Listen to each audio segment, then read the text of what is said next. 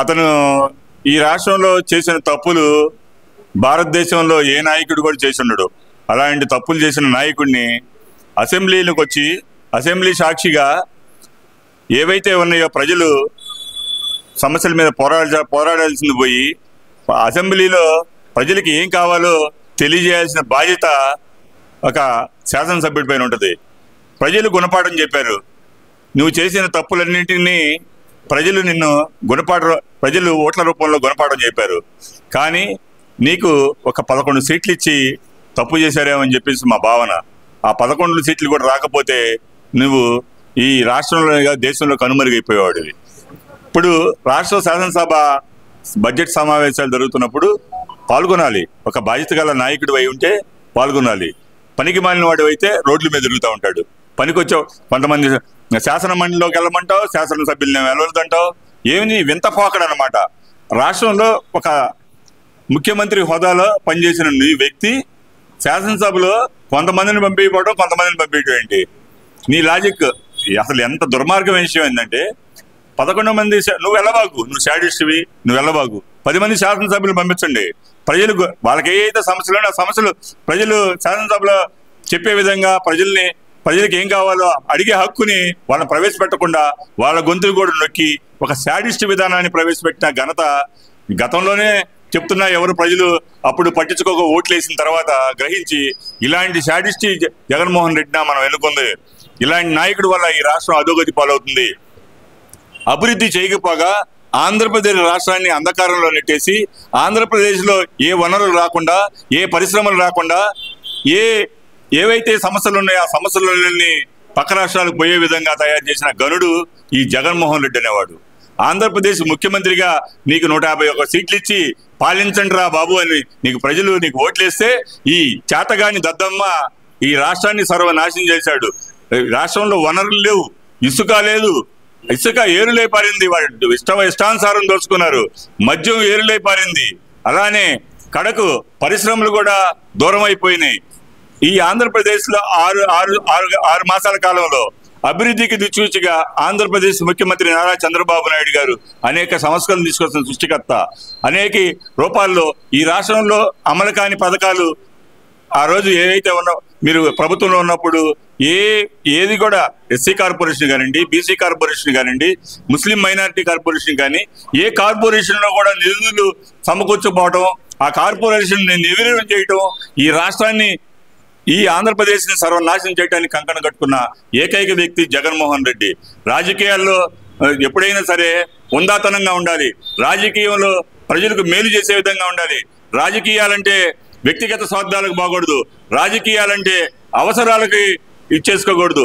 రాజకీయ భవిష్యత్తులో ఉన్న నాయకుడు ఎవడైనా సరే ప్రజలకు ఏం కావాలో, ప్రజల శ్రేయస్సు కోసం ఏం కావాలో కోరుకునే విధంగా ఉండాలి. కానీ ఈ రాష్ట్రాన్ని సర్వనాశనం చేసే విధంగా ఉండకూడదని ప్రజలందరూ అనేక సార్లు ముక్త కంఠంతో చెప్పారు.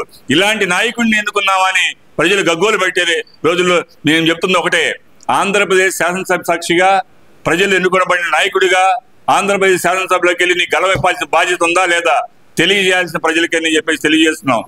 ఇక్కడ ఇంకో విషయం కూడా చూస్తే కనుక చాలా కాలం తర్వాత మళ్ళీ మీడియా ముందరకు వచ్చిన పోసాని కృష్ణమురళి ఈయన మాట్లాడుతుంది ఏంటంటే కనుక ప్రభుత్వాన్ని ప్రశ్నిస్తే కనుక కాళ్ళు ఎరగొడుతున్నారు, అరెస్ట్ చేస్తున్నారు, జైల్లో వేస్తున్నారు, కొట్టేస్తున్నారు, చంపేస్తున్నారు అంటూ ఏం చేసిన వ్యాఖ్యలు. ముఖ్యంగా వైసీపీ సోషల్ మీడియా కార్యకర్తలను అరెస్ట్ చేయడం ఒకటి, ప్లస్ తన మీద కూడా కేసు పెట్టడాన్ని ఆయన జీర్ణించుకోలేక ఆయన చేస్తున్న వ్యాఖ్యలను ఎలా చూడాలంటారు? ఈ పోసాని కృష్ణమోహన్ అనే అతను గత ప్రభుత్వంలో వైసీపీ ప్రభుత్వానికి ఊడిగం చేశాడు. జగన్మోహన్ రెడ్డికి దాసోహంగా ప్రవర్తించాడు. జగన్మోహన్ రెడ్డి గత ప్రభుత్వంలో అతను తన ఇష్టానుసారంగా మీడియాలో తన ఇష్టం వచ్చినట్టు మాట్లాడి ఆంధ్రప్రదేశ్ ప్రజల్ని నయవంచన చేశాడు. ఇతను ఒక శాడిస్ట్. వీడి పేరే పోసాని కృష్ణమోహన్ అనే అతని పేరే శాడిస్ట్. అతను సైకాలజీగా డిజార్డర్గా ఉంటాడు. అట్లా జగన్మోహన్ రెడ్డి కూడా వాళ్ళ సంతకు చెందిన వాడే.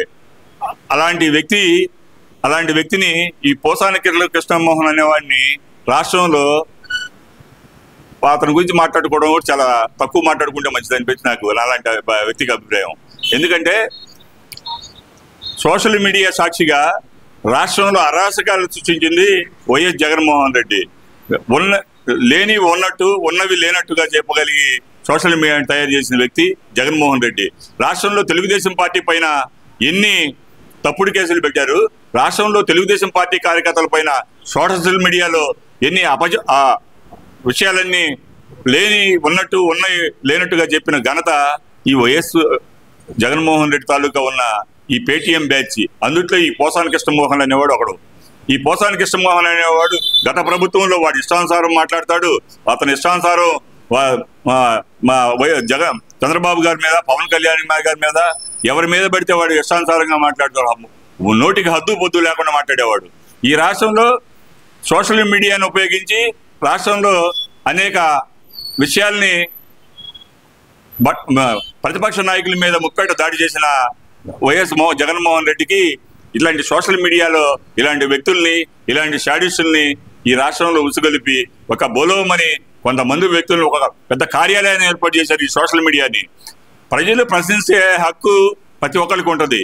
ఆ ప్రశ్నించే విధానంలో కూడా వ్యక్తిగత దూషణలకి, వ్యక్తిగతంగా కుటుంబ దూషణలకి, అలానే ఫ్యామిలీల మీద పడి, అలా మహిళా తల్లుల మీద ఇలాంటి నయవంచన చేసి బీసీల మీద, ఎస్సీల మీద, మైనారిటీల మీద ఈ వైసీపీ సోషల్ మీడియా బ్యాచ్ తయారై ఈ రాష్ట్రాన్ని అంధకారం చేసింది.